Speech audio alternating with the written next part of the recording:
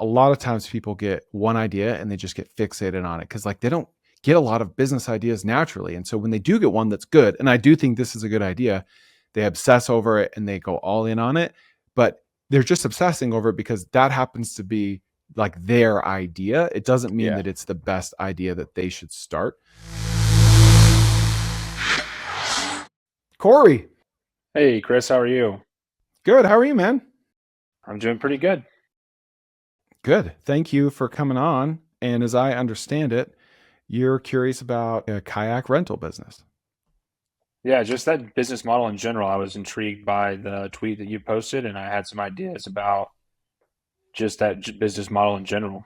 So yeah, I got intrigued by the tweet you posted. I'm a sucker for ideas. So let's hear them. Absolutely. Yeah, so you can buy those pods, and typically right now there's these pods that are used. You've probably seen the Amazon pickup boxes or things like Mm-hmm. that. They're used at apartment complexes and places like that, but they also have the ability to be used in other ways. They're just not, I guess, being used that way. In my current role, we sell them to apartment complexes, but the manufacturer has talked about wanting to find other ways to use those type of pods. So my idea is there's two ways you can take it. You can put things in or you can take things out. So you can put things in at the gates of baseball, basketball, football games, concerts, anywhere that they have restricted access for bag size. So for example, you go to the gate and they're like, "Oh, your bag's not clear. It's too big. It's whatever." Then you walk over to a kiosk, you rent a thing for $10, for example. You put your bag in it. Because I used to work the gate at football games at the University of Kentucky, and at those games, we would have people with $1,000 Louis Vuitton purses, and they would just hide them behind a bush and hope they were there when they came out of the game. What? And then they would That's come out of the crazy. game and security had dogs going around the stadium the whole time. So anytime they found a bag, they would just pick it up and throw it away. So there were thousands of dollars of So, bags getting thrown away. see, I thought I was crazy. I went to the Six Flags water park. I forget the name of it, but we forgot our Yeah. sunscreen, and it was like $23 for a bottle of sunscreen. I was Oh, so that's insane. angry, but we didn't want to. And all of the lockers were full. They had lockers; they were Yeah. full, and those were like $20. But I hid it. I hid the sunscreen in a bush and felt like a madman hiding $23 worth of Yeah. sunscreen in a bush. I can't imagine $1,000 purse. These would be like girls that go into the game, like college girls, and they would just be like, "Oh, I'll just hide it and I'll come back and get it." And I'd be like, "It's not going to be there." And they're like, "Well, I'll take the chance." And then security would just come around, pick them all up, and throw them all away. And I was like, well, "I told you that was going to happen." So See, that's one way you I could would do think that it. most places like that like already have lockers. Like, why doesn't We the stadium at we University of never Kentucky did has at a locker? UK. Yeah, we never had lockers. I've Crazy. been to other stadiums that don't. I've been to a lot of stadiums that do, but the nice part about these is they're automated as well. Like I went to a Boston Red Sox game this summer or earlier this year, and they had a truck parked in the parking lot of some third party company, like a box truck, that just said store your stuff here, and then you just rented something from them. Mm. I didn't use it, so I didn't go up to it. Where was that at And again? then in Boston in the Red Sox game, and then Interesting. last year I went to a Nationals game in May, and they had like old gym lockers rolled out, and then they had like people stand Hmm. there working. So they'd walk up, you give them their stuff, they'd go put it in a locker for you, and then at the end of the night you came back. Nice part about these is they're automated, so then somebody could just type in a code, find their locker, it pops open, they put their stuff in it, close it, and then they access it with the code when they come back. Do you have any idea how much this truck or these old school lockers are charging? I don't know. I didn't stop by the truck just because it didn't click with me until I got inside, and then when I came out, it was like a mad rush to get out of the place. So I Yeah. haven't done too much research on what they're charging, but even if you charge $10 a person, if you take in 1% of 60,000 people that need it, then you're still making decent Jeez. money. Yeah. So fans who arrive, I'm looking at the Fenway Park's website, to an entry gate for a game with a non-permitting bag will have the option of storing their bag for a fee with a third-party locker company. This locker Yeah. truck is located on top of the Lansdowne garage across from Gate E. So basically any bag bigger than 12 by 12 by 6. Yep. Yeah. Every Um, stadium that has bag policies, they have things in place that need to like that. Sometimes it's clear bags, sometimes it's size. It's different by stadium, which makes it hard. But even airports, you can do it in an so airport. There's tons of people that go through the TSA line. They have things they can't have. yeah, They have to throw away that I you went could get out of line and put in a I can. went to an airport once where they had like a box where you could put stuff in and then they would mail it back home to you, which I thought was an That's interesting smart. model, but I saw that That is an interesting once. model. I'll ask you the obvious question. surely there are already you work for one for pods or locker companies that offer this. Why aren't they at Fenway Park? Why aren't they at UK Stadium I have no idea. I today? haven't attacked that part of the model yet since I started in this role 6 months ago. We sell a wide variety of equipment in the role I'm in. That is just one small piece of the puzzle, and not a piece that Okay. we push very heavily as of right now. I've reached out to a couple people that I used to work with, and then have begun having those conversations on is this something they'd be interested in, and it's just trying to find the right person because I worked in ticketing, so then you're trying to work your way from ticketing to operations and finding exactly who would be the contact. But Okay. So do you know how to source these things? yeah, I've worked with the manufacturer on how to source them. So they come from California. Would that be a conflict of interest with your job? Would you have to disclose that? No, not really. Well, it's a family-owned company. Then it's my parents. So Oh, there you go. Okay, cool. yeah, we source them from a manufacturer. But the Sure. manufacturer that we work, it's a weird system. There's a dealer. They deal all kinds of different mail parts that we buy from them for mail machines. They work with a distributor. I would probably have to disclose it to them, but that would be a conversation I'd definitely be willing to have with them. I have a good relationship with them. Do you think that you would have to pay someone like Fenway Park to put it there? Or it's just like, listen, this is a better experience for your fans. We are going to charge them. You don't have to manage anything. There's a credit card reader on the machine. Just direct them there from now. We'll put one at every gate. I think you do revenue share. I think if you revenue share it with them, even that'd be incentivizing. I don't know if you'd have to necessarily pay a But I'm standard wondering fee. if you If you do. don't. Yeah, I'm just wondering if you don't lead with that, right? No, of And it's course, like yeah, you could negotiate to that, but it's just like, listen, this is going to be a better experience for your fans. They're going to want to come back to more games, and these are really expensive. of course. So just let us put them there. And it's pretty shady to walk over to a box truck and put your $1,000 purse in it, right? That thing could be gone I by the was time you thinking the get same out. thing. The nice part is too with these, we It's can do very full. We have a shady. company that does full custom wraps, so they can wrap it and make it look like Boston Red Sox. You know, Oh yeah, make it wrap it to where it looks like it is official and not a box truck in a parking lot. yeah.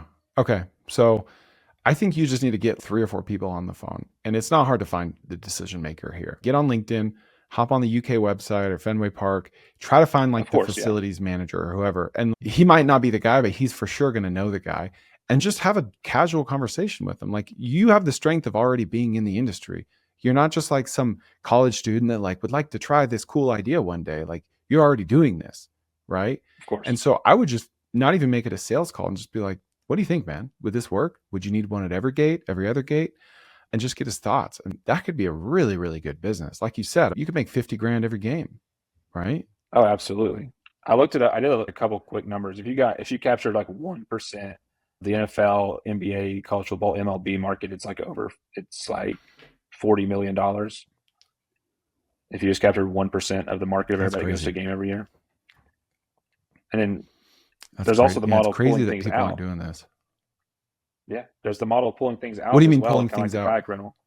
Well, the kayak rental. So there's something in there that you get out of Oh, the pod. So that's oh, in my right. email. I said Do you, about like at a campground, for gotcha. example, you have a bunch of pods. Mm-hmm. There's things in there. There's a water hose if you forget your hose to hook up to the water. There's leveling blocks. There's even things as simple as chairs, yard games. Then there's no one Yeah. working at the campground. They walk up, rent it out of the thing, and then they're getting things out of the pods as well. And There's it's a like, way. yeah, it's like, hey, if you don't return this, we're going to charge a card for $200, period. Exactly. If you don't return this water hose, we're going to charge you $100 or whatever. So Yeah. that I gives mean, people the incentive to I put it back. traveled, yeah. I traveled the country in an RV, and it's like, how many times did we forget X, Y, or Z or firewood or whatever? Exactly. I definitely like your first idea better because there's no inventory. It's just Of course. self-sustaining, you know. Yeah. Having to refill with hoses and firewood and all that would be a pain. Still a good business model, but I like this more. So if I were you, I would try to get a dozen people on the phone and just write down everything they say, and then you'll know if this is viable or not. Yeah, absolutely. Yeah, and then just go for it. That's the plan. Cool, man. Well, thanks for calling. I really like this. It's fun to hypothesize about this business because this is a good business. Yeah, it is. And there's not anything automated in the industry already. So I appreciate you taking the time and having me on today and responding to my email and stuff. So I appreciate you. I appreciate you putting Yeah, out the podcast. no So problem, we can Korey. send a list to. Absolutely. Appreciate you. Thank you. Thanks, man. Yep. See ya. Have a good one. Alec. What's up, bro? How are you doing? I am good. I've had this idea for a couple years now. Ironically, I know you've been in the crypto space as well. This is kind of when I got the idea to start this thing. So it's a phone case company, and Hmm. I already have some of that for the mobile app. I already have some of the code written out, but I wanted to display an LED image on the back with NFT verification on there. So you can see with like multiple chains, allow you to have any picture you want of you or your family, even some GIFs as well.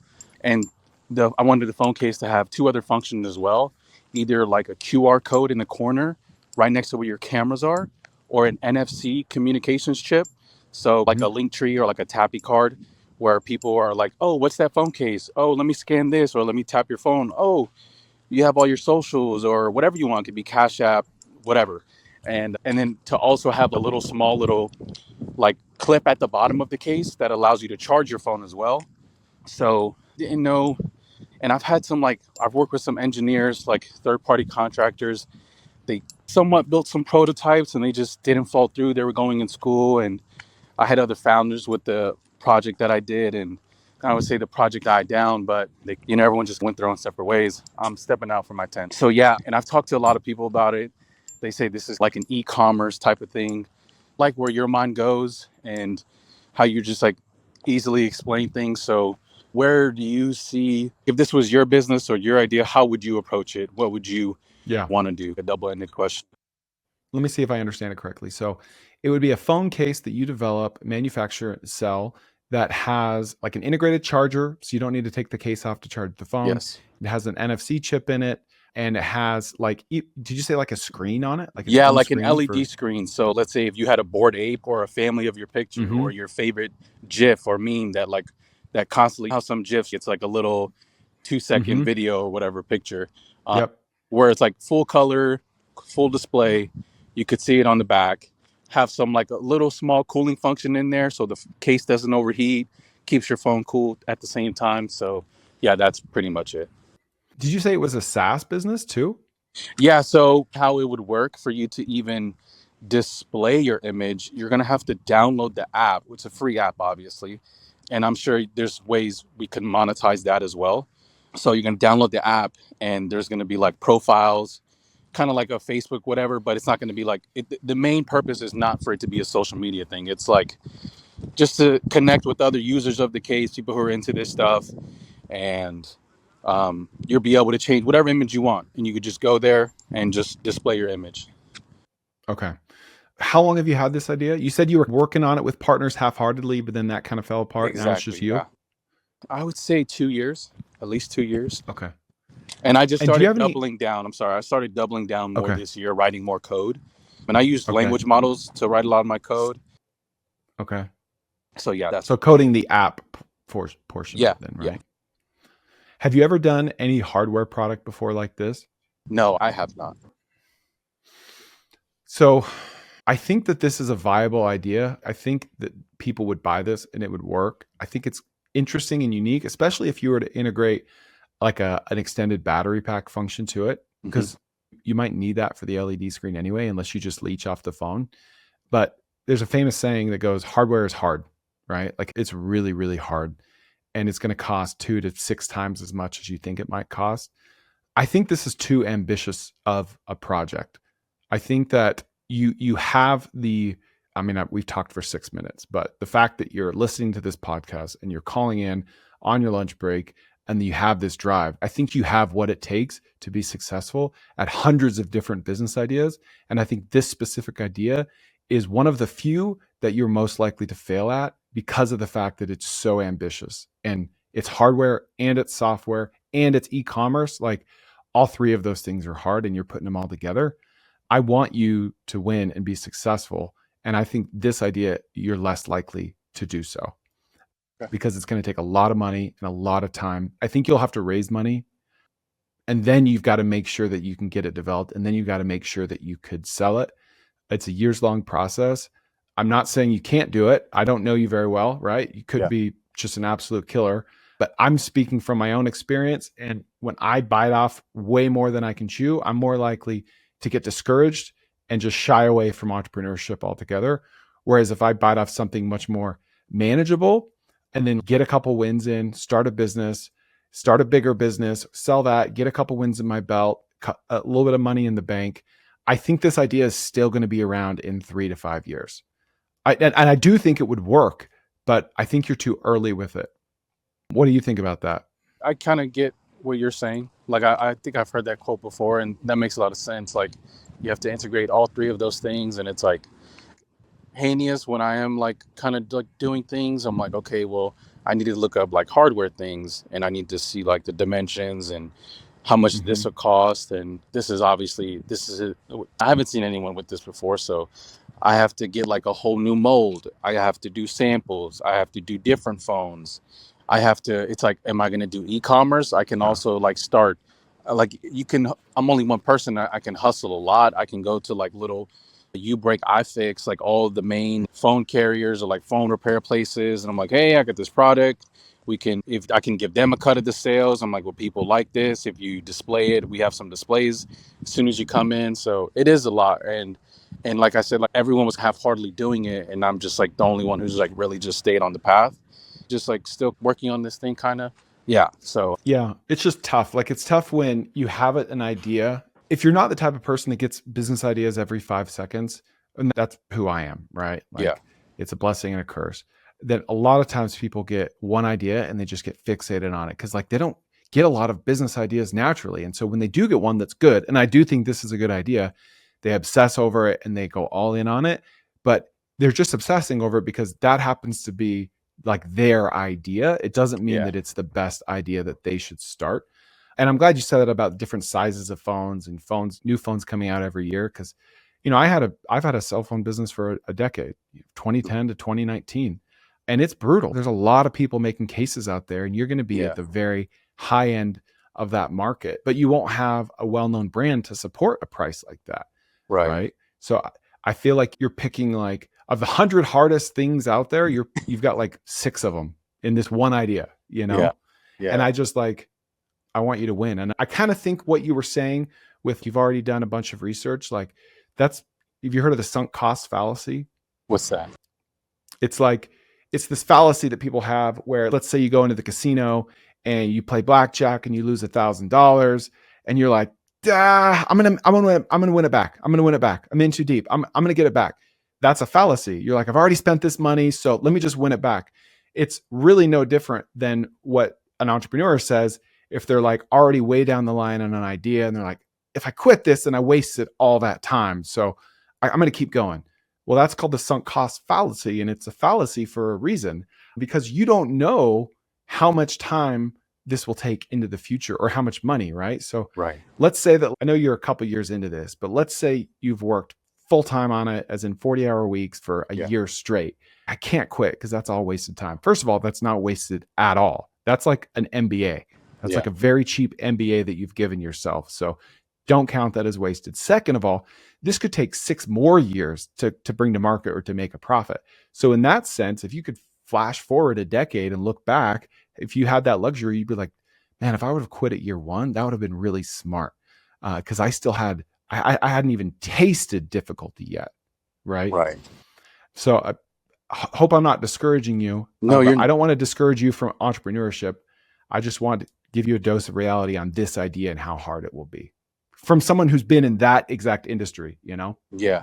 No, I would appreciate, I wasn't expecting anything. I knew you were just going to give me a different perspective. And that makes a lot of sense because I'm like mid-20s now. I live in Southern California, live with my wife. So it's like, do I just keep spending time and money onto this thing? And I'm like, oh, do I start the case with just the screen first and then build that and then keep going? And I'm like, and I don't want to marry this idea because who's to say OtterBox or Casetify or one of these other guys see it and we're like, they already have the resources. They're like, well, we'll just put this together and we'll just sell it and we'll just put you out of the market. And I'm like, it's like, So. Yeah, it's like a lot of times the best ideas are right in front of us and we're like looking over them to get to the idea that we already have. Yeah. I'm trying to think of an example when I've done this, but you know how to code, right? That is a sought after rare skill that enables you to build millions of different products or apps or pieces of software or websites that you could sell for $0 cost, only your time, right? So it's like you're using that valuable skill that you might take for granted to build this hardware when it's like, what if I forget the whole hardware part and just keep working on the software to build something else? Right. Yeah, that makes sense. So yeah, if I were you, I would get, have you ever heard of indie hackers? I have not. Maybe what can you? Well, it sounds like really familiar. Indie hackers, I think it's indiehackers.com. Yeah, indiehackers.com is just like, it's a community of people like you that are mostly coders, entrepreneurial, and just building stuff. And it's like a forum, a message board, a blog, all of the above. I would just go start consuming all the content you can on Indie Hackers, and that is going to give you so many ideas.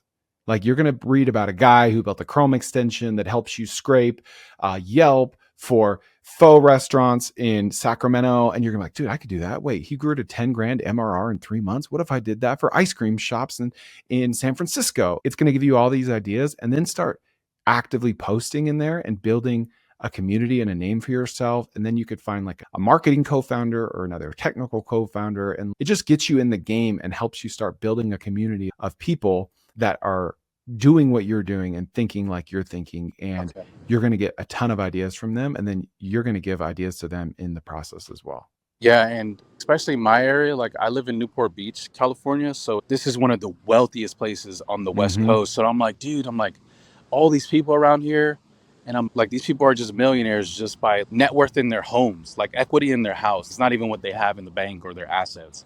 So I'm like, how do I like get to them and just like connect and network and just build something for myself? Because I don't need to be like a millionaire. If it's just like I got a couple grand like higher than what I'm making now, then like life would be amazing. Like I could buy a house, I could like just start a family, and that's just like pretty much the goal. So I didn't want to get stuck to my business or just like married to an idea where I'm just like stressing out because I'm a man of faith, so I care about my family still. I don't want to like do all these things, and that's why I appreciate like what you have to say too. Like you have a lot of knowledge in business, so, and I know you're a man of faith and you've knocked on a lot of doors. I've watched a lot of your content.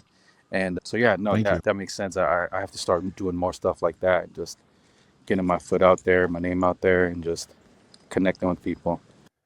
Yeah, I'm going to send you a video here in the chat of this guy in somewhere in California. It's not Newport Beach. It was like Beverly Hills or something. And he has a startup, and he literally just went door to door at these mansions and asked the person there, will you invest in my startup? And it was brilliant. And he filmed the whole thing. And now he's like going viral on Instagram. And so now people on Instagram are like, hey, that guy at the door didn't, but I will. That's a cool idea. If you live in a wealthy area like that, you could totally copy that and do what he's doing. Yeah, just put it in the chat. But you're going to win, man. You're asking the right questions. You're doing the right things. I would just keep an open mind about what you actually launch. Okay. No, I appreciate that because it does open my mind. Because did you mention it? I didn't. Now that you did, like I was kind of closed-minded. I'm like, well, I'm married. This is gonna work because I have a car detailing business on the side too. I'm like, this is gonna work. I'm gonna be doing this, and this is this, and this is how I win. This is my ticket, and that kind of like does make sense. And because I do talk to some entrepreneurs out here, and it's never the same story. Like they've done a bunch of things, and like you have one in some few cases where it's like, okay, they did this, they hit the lottery, not the lottery, but they hit it. And then they just went with it, but it's all different. So yeah, okay.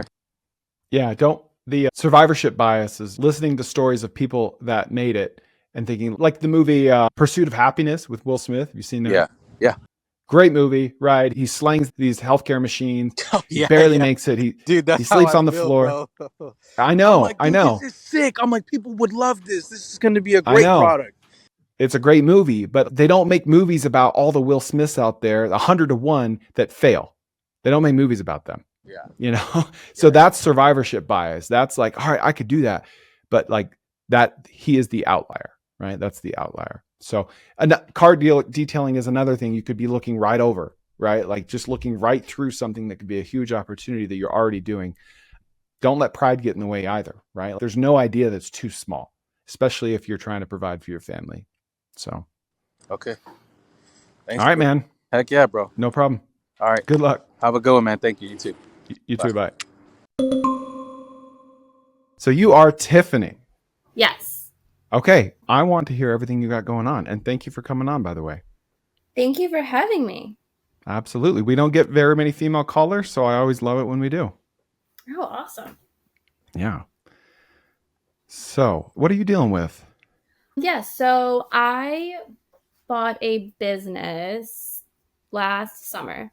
I was looking for a business for a while, like probably a few years, and I ended up with this one that I bought. It was supposed to replace the income of my current job that pays very well.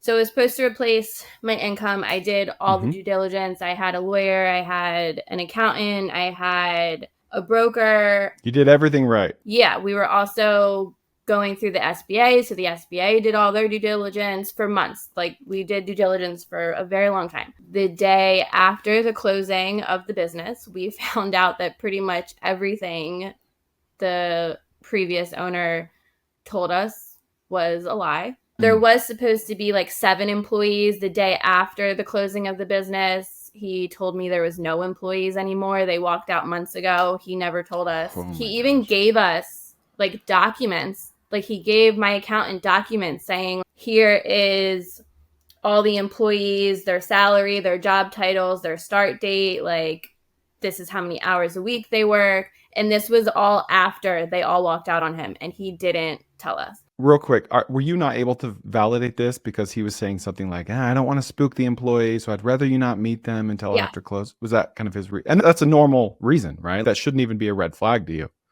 Right. So when I originally went to the business, so we were doing due diligence for so long. I believe we started in February and the closing of the business wasn't until August. When I originally went to go see the business, all the employees were there. They were working, everything looked smooth and well run, and it was fine. And then I went another time, like a month or two later, everyone was still there. So I thought everything was fine. And then a couple months later, he gave us all the documents for the employees, said that they still work there. And we didn't know a month before that they walked out. So then that was just the tip of it. That was when it started, the day after.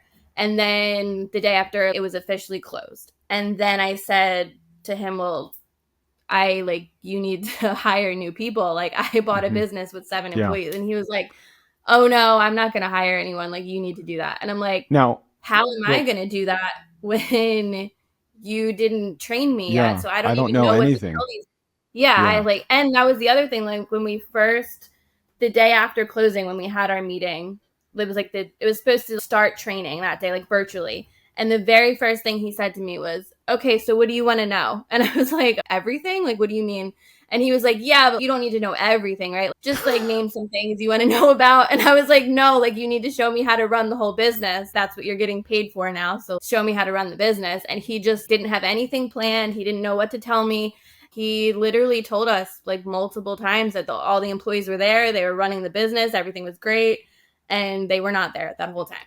So can you tell me the industry to help provide some context? I'd love to know the average, just a range of revenue or profit that at least that you expected and the industry and a rough geography, and be as broad as you like. Yeah. So it's placed in New Jersey. It is a custom merch, like promotional product business. And he claimed that the revenue was $750,000. So mind you, he gave us all these P&L statements and the accountants went over it, the SBA went over it, the banks went over it, and everything looked fine. And then obviously the day after closing, you're not going to realize how much revenue is coming in or out.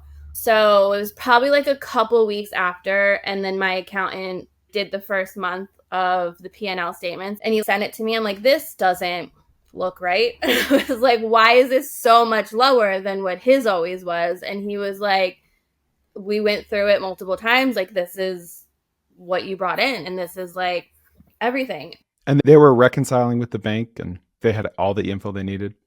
Yep. So he didn't show me how to use anything. I basically had to figure it all out on my own. And I was able to find 3 employees that came on, and he basically didn't train them either. Like, we all had to figure things out on our own. All he did was set my email up to replace his email, so that if anyone emailed him, it would just go right to me. And I guess he didn't realize that means I would also have access to his old emails. So I found emails from him and his accountant. Like, his accountant sent him the P&L statements to send us, and they were not the same P&L statements he sent us. He changed them. Yeah, the P&L statements directly from his accountant were very in the negative, and the ones he sent us were very in the positive. Now, So what did he change them from to? What were they actually versus what did he show you? I don't have the numbers right in front of me, just a rough estimate. So he sent us in June, he sent us the first half of the year well, I guess it was July. He sent us January to June from last year. And he said that the cash flow, like after paying all the employees, after taking his salary, like all expenses, it was positive $300,000. And then that's what he sent us. And then when I found the one from the accountant, after all expenses, it was like negative $150,000. Oh my goodness. Yeah. It wasn't even a sellable business. Right. Not at all. And then probably like a couple weeks in, I found out that he sold equipment that was supposed to be included. And then I started getting all these calls from vendors that he didn't pay. So because all the employees walked out, he had to start outsourcing everything. And so a lot of the customers he just was ignoring. He wasn't even answering. He was just like, well, I'm selling it in a couple weeks. So he just wasn't being bothered. But then some of them he was outsourcing, and then he never paid those vendors for the work that they did. So then they were reaching out to me, you need to pay this. Like, you already got the stuff. I've been keep putting my own personal money into it every month, and I can't even quit my job to take over the employees' positions because, one, I wasn't trained on anything, and two, we're still negative. So like it wouldn't make sense. I wouldn't be able to take their income anyway. Yeah. First of all, you got the lawsuit going, which was great. We won't even talk about that because you're already working on that. What are your options? What would you prefer to do?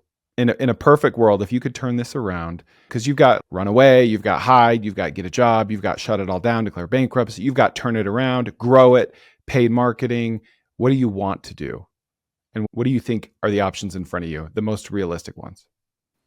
Yeah, so I've tried to do some marketing, but again, like I can only do so much because we're already negative. So I can't put out a ton of money on that.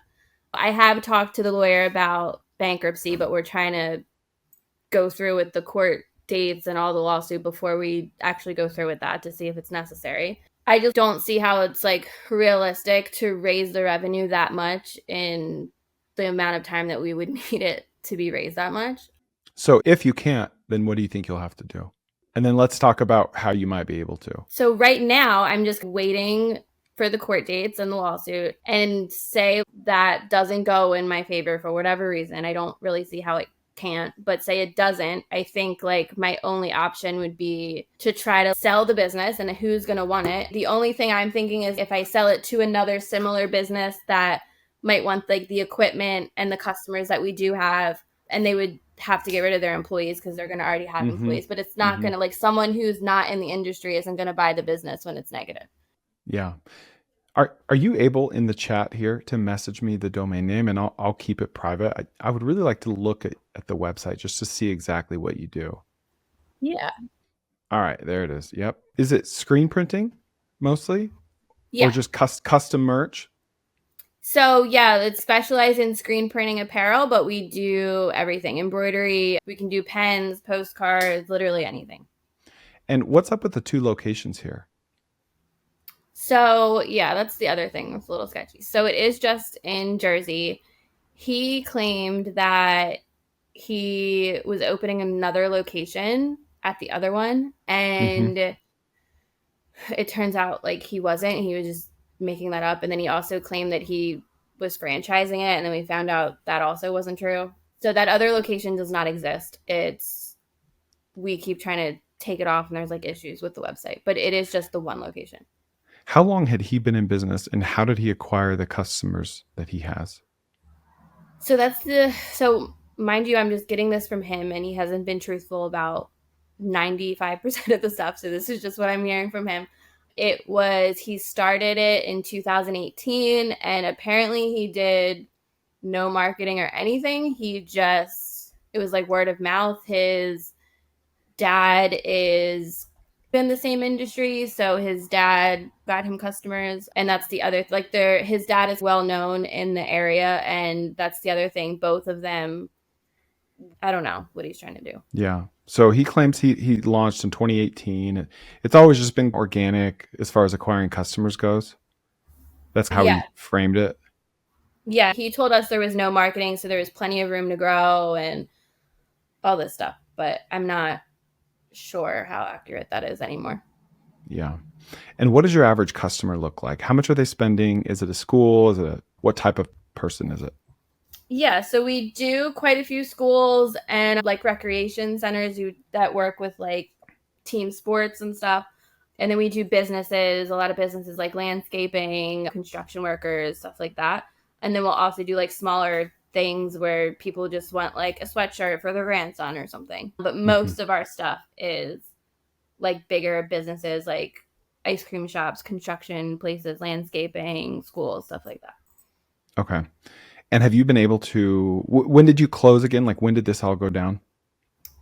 Last August.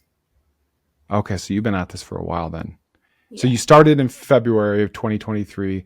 Due diligence lasted 6 months, closed in August, found out about all this in August, and you've just been like trying to keep your head above water ever since. So I'm looking at the web archive of his domain name, and it looks like it was launched in 2023. 2021, it was a parked domain. Early 2000s, the domain was used for a tattoo shop. There was nothing indexed on the website in 2022 for this business, which is very rare.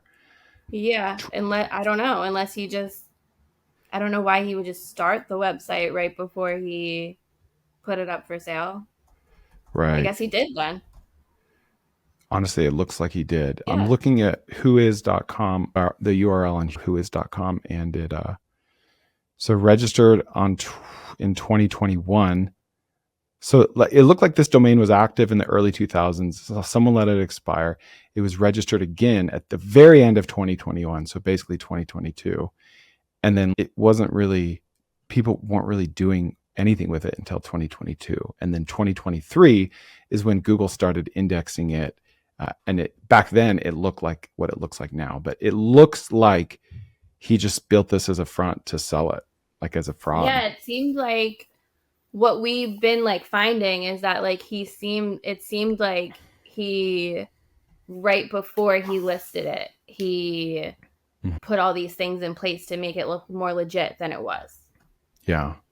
How many customers do you have? Probably like a weekly basis. We might have 5 to 10 customers on a weekly basis. Okay. Some of them repeat, some of them not. And what is your monthly revenue nowadays?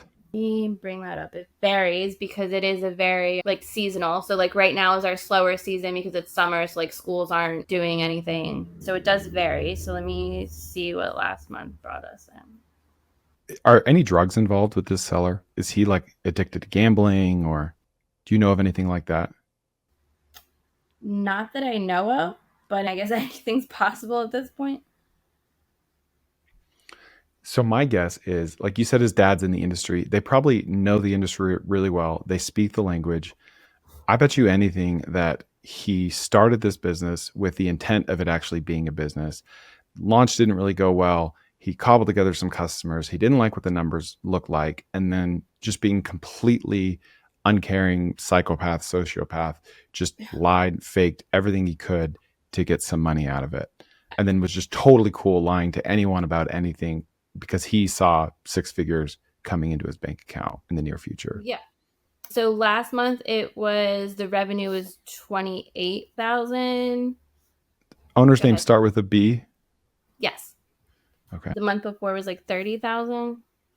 So I guess around that this time of year. And what are your margins like? Last month, our total cost of goods sold was $9,700. Okay. So 65% gross margins, give or take. 30 grand top line, 10 grand in COGS, basically. I guess so, yeah.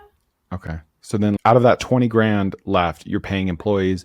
I imagine you have your expensive rent, overhead, et cetera. Mm-hmm. Yeah. Okay. Yeah. And then we have to pay like the vendors, like monthly cost, and then the graphic design service. That's like pretty expensive monthly. So payroll itself is $10,000 a month. minimum. Okay. Wow. Okay. So that's half your gross profit. How much are you paying the graphic design company? They are $2,000 a month. And it's like an agency? Yes. How many different like designs are you making? Are you having them make every month? So it's our package is like 50 a month, and we've never really gone over it. So it's around like 50 a month. 50 designs for $2,000. Yeah. It's not a virtual assistant. It's a US based company. Yeah. Okay. I would see if you can find someone on Upwork to do it, like on a per design basis. I get my thumbnails designed on YouTube for $7 each. Pretty good. Okay. I think you could really cut at least $1,000 a month. That might not sound like a lot, but it's something. Is there an option to where you could find a bigger competitor that is doing literally 100 times the volume of you and they have a much lower cost and you can just sub everything out to them and just keep your business going, but fire your employees, just be like, not have overhead, not have rent, and just basically, this is a common model in the screen printing industry anyway. Just sub everything out, just be the marketing and the sales arm. Is that viable? Yeah. So we have a place who does like our bigger stuff now that like we can't handle in house. So I guess I could outsource everything through them. But my only concern with that is we have to, every time we do outsource to them, we have to raise our prices just to cover cost and so that I can cover some of the expenses that we have. And we already lose some customers when we raise our cost. But I guess if I can't get rid of all the employees because I wouldn't be able to handle that workload and work my job. Yeah. So you still have your full-time job? Yes. Okay. What has your lawyer said about going public about this or talking about this? He definitely advised against it. What about talking to your customers transparently about this situation and pleading your cause to them? So some of them don't even seem to realize that he's sold the business, and a lot of them seem to have only been getting from like purchasing from the business because they know his dad. And so I don't know if we start saying things about the previous owner, they're going to be like, well, I don't want to be Yeah. involved because I'm friends with his dad. So, Right. There's no way this guy would even have this business if it weren't for his dad, it sounds like. oh, right? there's no way. So his daddy just fed him these leads and he's like, all right, you start a business, son. And then he screwed it up. He just sold it. And his dad's Yeah, like, and it's literally in the same building that we're in, and oh, he's right geez. next to us. So it's very awkward now. Yeah, and his dad definitely doesn't want to hear our side, and he just listens to all the lies that his son's feeding him, and it's very awkward now. Yeah, I'm sorry. How much term do you have left on your lease? Oh, it's a 5-year lease, so How much is left? 4 years in a month. And how much is your rent per month? 2,000. Okay. And then we had to, and then the loan for the SBA was 4,000 a month, and we put that on pause. Thankfully, they were understanding for the time being because we could not afford it. Like I was paying that out of my pocket every single month, and like I have my own bills to pay. Like I have a mortgage on my house and everything. Yeah. So luckily, they put that on pause until the lawsuit. But if we don't win the lawsuit, I'm going to have to start paying that back. Yeah. Okay. As you having two options right now, I've been involved with lawsuits with business partners too, and they were both terrible, just terrible. One of them ended okay financially. The other one did not. You can't just, and I know you know this, but you can't just wait it out, right? And I know you're running the business and you're doing everything you can, but I feel like you've either got to go hard, like just jump in both feet. And that doesn't necessarily mean quit your job because I don't want you to do that. But I feel like you just need to grab this by the horns and take some courses, learn, because the good thing for you is the merch business, the screen printing business is very common. And there's a lot of really smart courses out there about how to grow, how to acquire customers, how to be creative, how to do print on demand, how to partner with third-party logistics companies that sell t-shirts. They don't want to print them and you can print them and they can ship them or vice versa. I feel like you could do a lot in the way of learning Google and Facebook ads, take a $50 course, follow some YouTubers, and really just try to grow hard while you wait for this lawsuit to play out. Because if you don't do that, then it's just going to languish and languish and shrink and shrink and shrink and shrink and shrink, and your problems will get worse. So I feel like either you need to go all in, both feet, with learning how to grow this business, or you need to just sever it like today and just cut ties and walk away from the lease and just swallow it and just be done with it, or else your life's just going to be a living hell, right? Yeah. What do you think about that? We just can't afford to put like a lot of money into them. And that's like the only issue. I would definitely love to grow it and then it would work out. But if it can't grow significantly and like probably by the end of the year, like I'm going to have to probably sell it or something. Okay. Here's what I think you should do with regards to growing it. I think you should look at all your customers. I think you should do a bunch of market research on your competitors and find out what type of customer is the best customer. Maybe it's a high school sports team. Maybe it's an HVAC business. I have no idea. Restaurant, I don't know. Find out that like 10 to 20 different industries that make for really repeat high volume customers. And then I want you to go to outscraper.com and it costs $5. And I want you to scrape hundreds or thousands of those types of customers. It's very easy. I've got tutorials online. I'm happy to send you a link afterwards. And I'll show you how to do all this. So it's going to sound maybe overwhelming, but I'll email you all this info. And then you want to scrub out all the landlines. And then you want to send them a mass text to the business owner. And I was doing this yesterday, not for t-shirts, of course, but for something else. And it works amazingly. And just say, hey, this is my name. Here's where I am. I just bought this business. And I would tell them in a general way, like I'm in a really tough spot due to something that is not my fault. And I'm trying to grow my way out of it. And just pitch them that story. Like, I know you're buying t-shirts. I would love to have your next order. Is there anything you can do? Can I 10 shirts, 10 hats, 50 hats, 100 hats? Like, I think you'll really be surprised at our quality, our prices, yada, yada, yada. I'll hand deliver it. What do you think?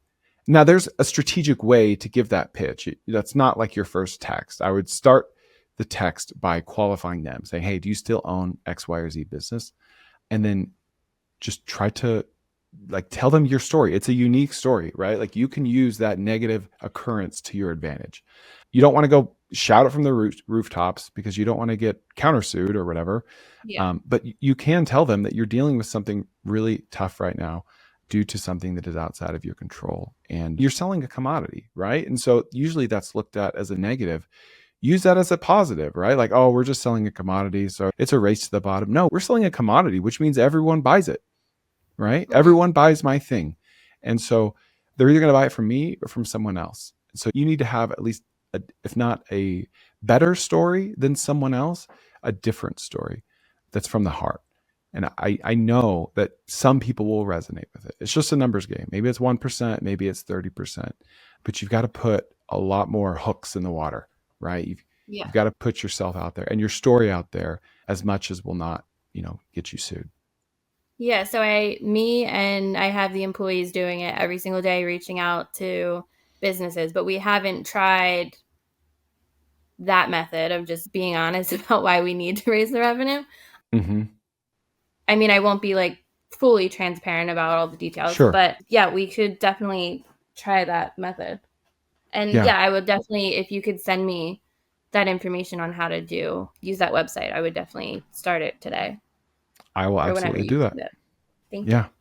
I'm sorry, Tiffany. That sucks. I've been there, but I just know you're going to look back on this and you're going to say, I would not be here if I weren't ever there. Right. And that was terrible. And there was no good way out of that. But because of that, I learned this and now I'm here and I wouldn't have changed anything. Right. It's like impossible to see that right now. And if someone would have told me that when I was in the doldrums, I would have said, get out of my face. Don't talk to me. Right. Yeah. But like, it's true. It's the most cliche thing ever, but everything happens for reasons, like multiple reasons. Like not just one, not just because this is going to lead you to an awesome opportunity, but a dozen different things. And it sucks, but just take a long-term approach to it and you're going to be more weathered. You're going to be more resilient and this is going to force you to learn skills that you never really wanted to learn, but that are really good to learn and you'll be better off for it. But all that to be said, I'm sorry. Like it's terrible and it sucks. And I've been there. Thank you. You're welcome. Well, you can email me anytime, chris@cofounders.com. And I'm happy to help. Thank you so much. No problem. Have a good day. You too.